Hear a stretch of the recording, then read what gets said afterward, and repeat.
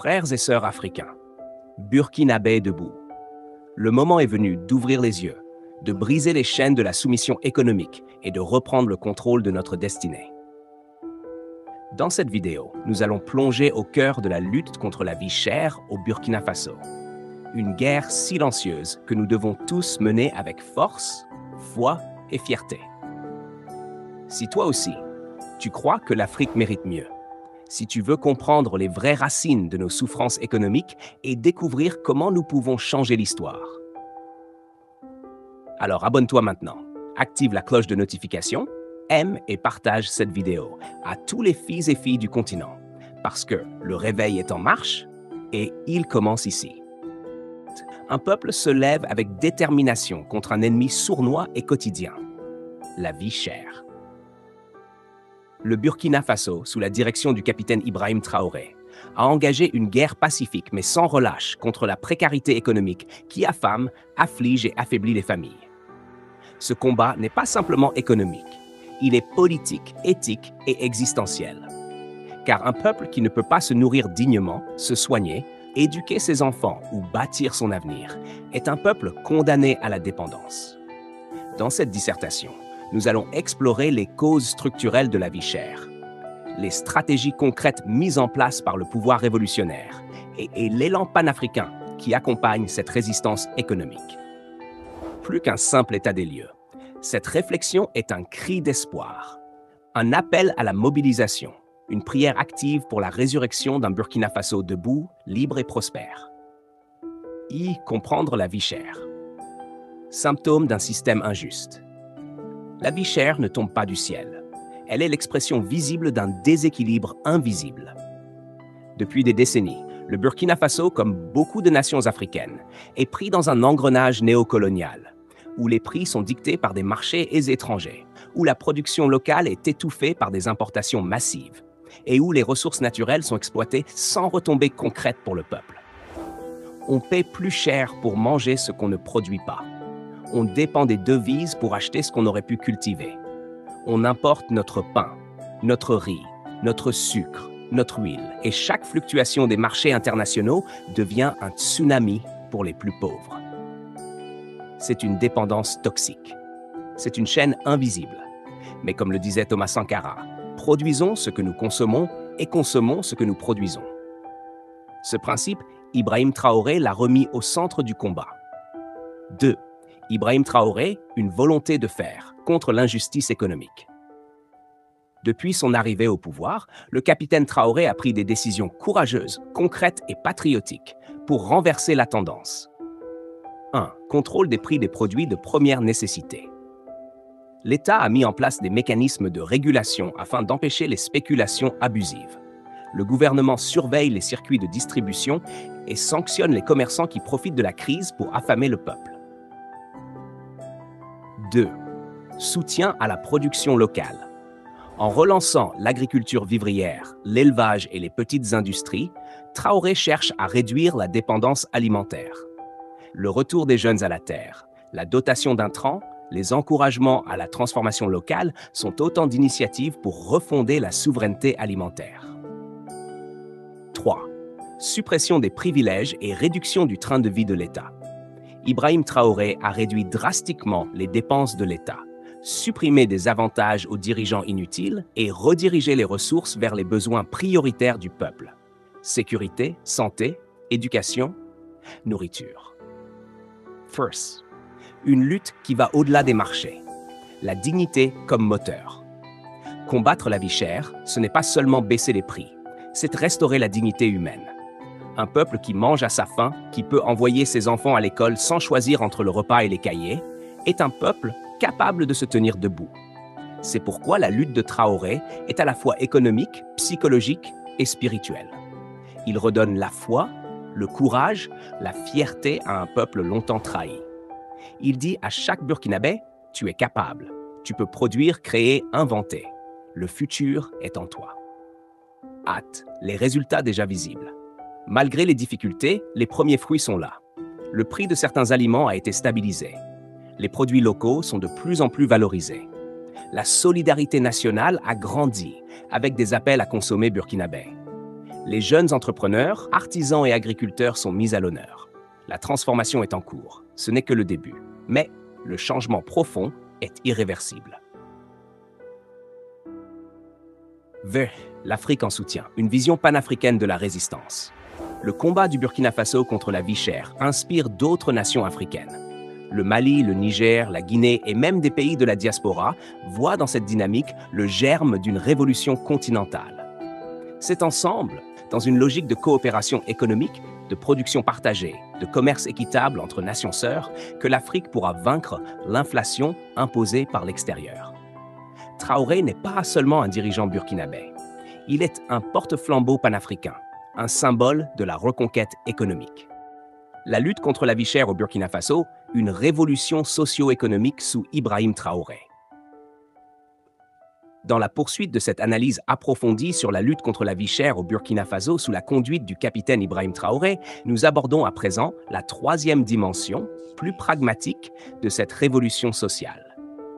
Il ne s'agit plus seulement de poser un constat ou de mettre en avant les réformes économiques, mais bien de mettre en lumière les effets concrets, les initiatives locales, la mobilisation citoyenne et surtout les résistances systémiques à vaincre pour que la lutte contre la vie chère devienne non seulement une politique d'État, mais un engagement collectif pérenne et irréversible. Les effets visibles des réformes d'Ibrahim Traoré sur le panier de la ménagère. Depuis l'arrivée au pouvoir d'Ibrahim Traoré, plusieurs mesures concrètes ont eu un impact direct sur le quotidien des Burkinabés. Contrairement aux promesses souvent creuses des gouvernements précédents, les actions de cette transition ont été suivies de résultats tangibles dans plusieurs domaines clés. 1. La régulation des prix des produits de première nécessité. Dès les premiers mois de la transition, l'État a renforcé le contrôle des prix sur les marchés. Des brigades de surveillance économique ont été mises en place pour lutter contre la spéculation abusive et les hausses injustifiées des denrées de base telles que le riz, l'huile, le sucre et le maïs. Cette politique de régulation a permis de stabiliser les prix et d'éviter les flambées spéculatives provoquées par les périodes de crise. 2. L'importation ciblée et stratégique de produits essentiels. Face à certaines pénuries orchestrées par des lobbies d'importateurs, Ibrahim Traoré a pris des mesures fortes pour casser les monopoles.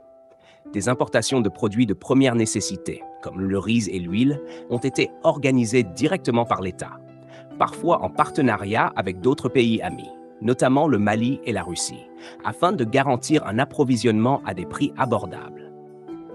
3. L'encouragement à la production locale. Dans le même temps, une politique de préférence nationale a été initiée, favorisant la consommation de produits locaux. Le gouvernement a offert des subventions aux producteurs locaux, allégé certaines taxes sur la production vivrière et soutenu des projets coopératifs dans les régions rurales. Cela a eu pour effet une augmentation de la production locale et une baisse progressive de la dépendance alimentaire extérieure. L'engagement communautaire dans la lutte contre la vie chère. Une transformation profonde du pays ne peut se faire sans la participation active du peuple. Le capitaine Ibrahim Traoré l'a bien compris. Il ne s'agit pas seulement de gouverner par décret, mais de réveiller la conscience populaire. Ainsi, la lutte contre la vie chère est devenue un projet de société collectif.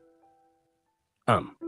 Les associations de consommateurs, sentinelles du pouvoir d'achat. Les associations de défense des consommateurs ont vu leur rôle renforcé sous la transition. Le gouvernement a mis en place des cadres de concertation réguliers entre ces associations et les services de régulation. Ces structures citoyennes surveillent les pratiques commerciales et alertent les autorités sur toute forme d'abus. Leur voix compte désormais dans la prise de décision. 2. Les coopératives et les marchés solidaires. Dans plusieurs localités, des marchés solidaires ont vu le jour, vendant des produits locaux à des prix réduits.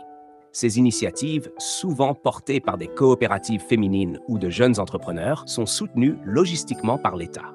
Ces circuits alternatifs de distribution permettent de contourner les spéculateurs tout en valorisant les producteurs locaux. 3. Les campagnes de sensibilisation, l'arme douce du changement.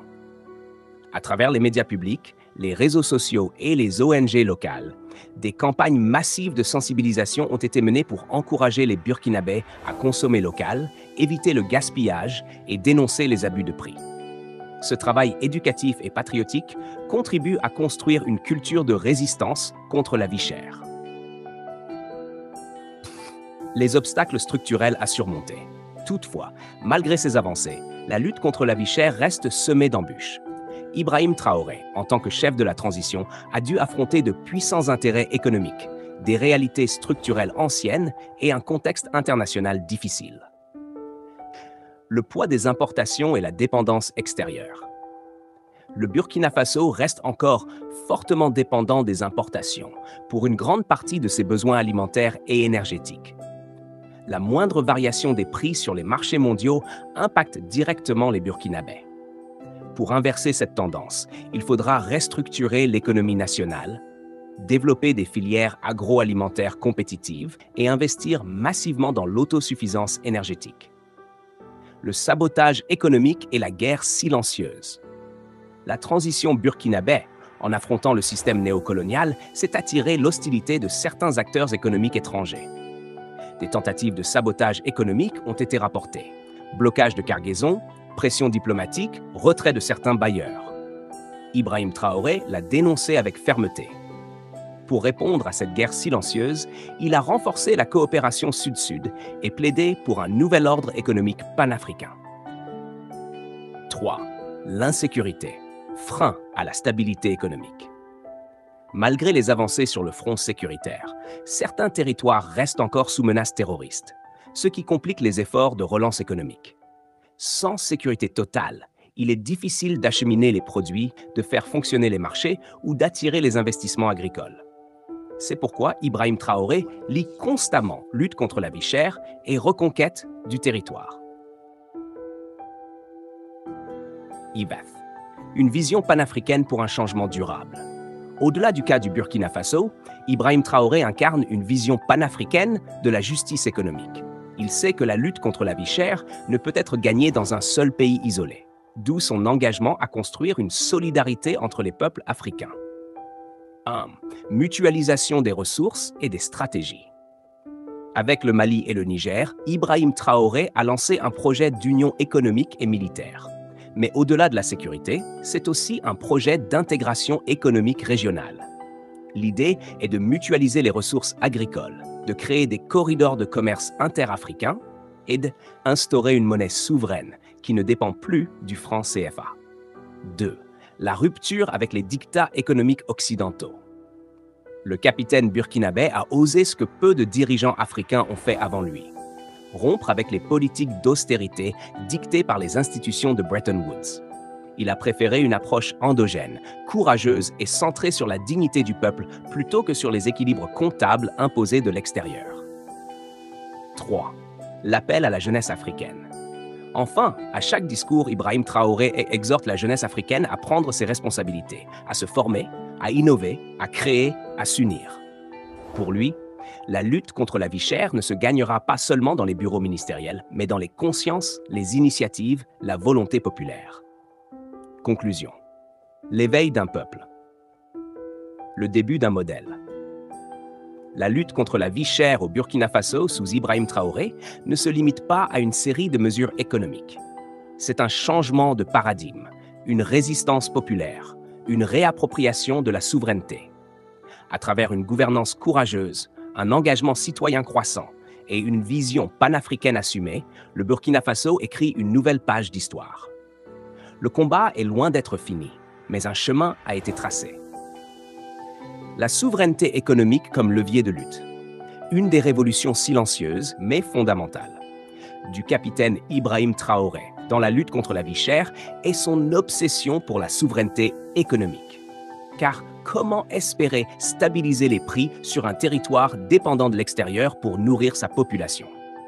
C'est une guerre que mène Traoré contre la dépendance, celle qui rend les nations africaines vulnérables aux fluctuations du marché mondial, aux décisions de multinationales ou encore aux caprices des grandes puissances.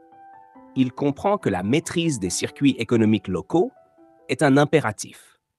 C'est pourquoi plusieurs mesures ont été enclenchées pour réduire la dépendance alimentaire, favoriser la production locale et miser sur le Made in Burkina. À travers des campagnes de sensibilisation, des subventions ciblées et une valorisation des produits locaux, le régime cherche à inverser une tendance vieille de plusieurs décennies, celle où le riz importé, le pain français ou l'huile asiatique dominaient les étals. Mais la souveraineté économique, c'est aussi une question d'infrastructure et de stratégie énergétique. Le Burkina Faso, pour gagner sa bataille contre la vie chère, doit produire davantage d'électricité, développer des zones industrielles, offrir à ses paysans des moyens modernes de production, de conservation et de commercialisation. C'est ici que la vision de Traoré devient stratégique. Rattacher l'agriculture à l'industrie, stimuler le secteur minier pour financer le développement et multiplier les partenariats panafricains pour échapper au chantage occidental. Une guerre contre les monopoles et les spéculateurs. L'une des racines de la vie chère au Burkina Faso réside dans le contrôle des marchés par des groupes restreints, souvent influents politiquement ou liés à des intérêts étrangers. Ces monopoles, parfois déguisés en grandes entreprises respectables, fixent les prix, imposent leurs lois au peuple et tuent la concurrence locale. Le capitaine Ibrahim Traoré, dans sa posture de justicier économique, n'a pas hésité à affronter ces géants de l'ombre. Des audits sont lancés, des contrats sont révisés, des marges injustifiées sont dénoncées et l'État reprend progressivement le contrôle des chaînes d'approvisionnement stratégiques, notamment en matière de carburant, de céréales et de médicaments. Mais cette guerre ne peut se gagner sans le soutien de la population. D'où l'importance de l'éducation économique. Les Burkinabés sont appelés à consommer local, à refuser les pratiques spéculatives, à dénoncer les abus.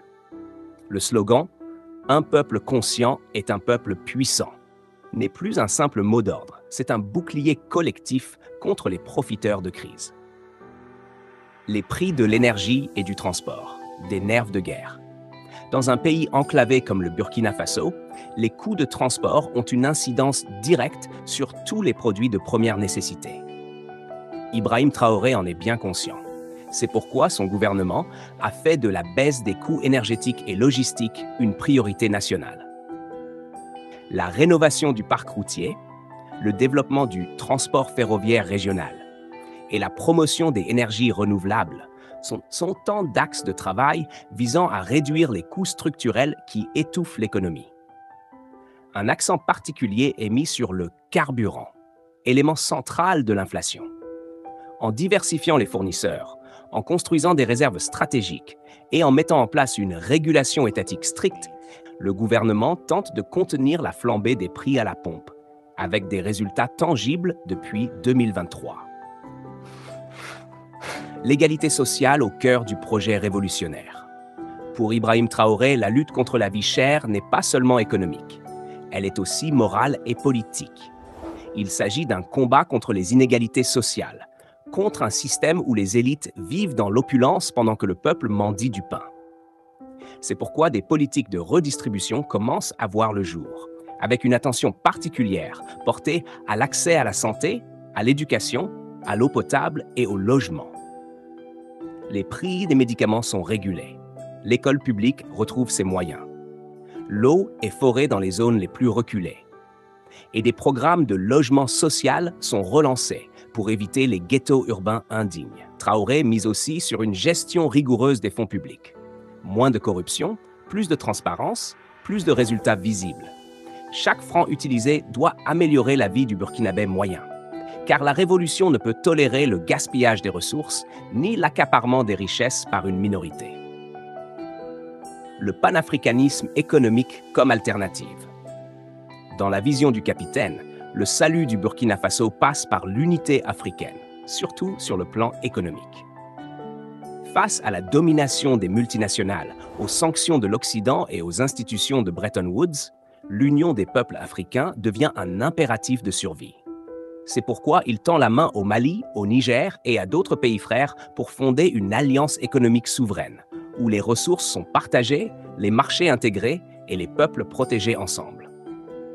Ce rêve d'un franc alternatif, d'une banque africaine indépendante, d'un espace douanier commun, semble fou pour certains, mais pour Traoré, il est vital. L'intégration régionale permettra d'élargir les marchés, d'harmoniser les politiques fiscales et de réduire la dépendance envers l'euro et le dollar, qui influencent directement les prix intérieurs. Car l'unité, c'est aussi une économie de résistance. Une jeunesse mobilisée pour un projet de société. La force du projet d'Ibrahim Traoré, c'est aussi sa capacité à faire rêver la jeunesse. Car la lutte contre la vie chère ne se gagnera pas dans les bureaux ministériels, mais dans les campagnes, dans les écoles, dans les marchés, dans les ateliers. Elle dépend du courage et de l'inventivité d'une nouvelle génération prête à se lever pour son pays. Le gouvernement a lancé des programmes d'entrepreneuriat jeunes, des incitations à la création de coopératives agricoles, des incubateurs de start-up locales et même des appels à projets nationaux pour encourager les initiatives populaires. C'est tout un peuple qu'on appelle à reconstruire son destin. Et surtout, cette jeunesse est formée, sensibilisée, responsabilisée. Elle devient actrice et non plus victime. Elle participe à la stabilisation des prix par sa production, son engagement social et son patriotisme économique. Une révolution populaire, pas seulement politique. Ce que construit Ibrahim Traoré au Burkina Faso dépasse le cadre d'un gouvernement ou d'un mandat. Il s'agit d'une révolution populaire, éthique, culturelle, économique et spirituelle. Une révolution où le peuple reprend la parole, où les institutions se mettent au service de la majorité, et où l'avenir est réécrit par ceux qui ont longtemps été exclus. C'est dans cette optique que la lutte contre la vie chère devient une affaire de dignité. Il ne s'agit pas seulement de prix sur un marché, mais de l'affirmation d'un peuple qui refuse d'être dominé, manipulé, exploité. Un peuple qui dit non à l'humiliation économique et qui choisit la souveraineté, la solidarité et la justice.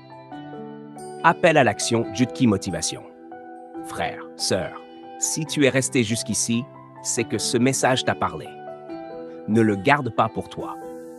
Abonne-toi maintenant à Jutki Motivation, la chaîne qui réveille les consciences, fortifie l'âme et rallume le feu de la vraie liberté. Laisse un commentaire puissant. Dis-moi ce que tu en penses. Partage ton feu, ton vécu, ta foi en l'avenir. Partage cette vidéo avec au moins 5 personnes. Ta famille, tes amis, tes frères d'armes dans cette bataille contre l'oppression. Like la vidéo si tu crois au changement, si tu soutiens les leaders courageux, si tu veux voir l'Afrique debout et libre. Le combat continue, la flamme grandit et ensemble, nous sommes invincibles.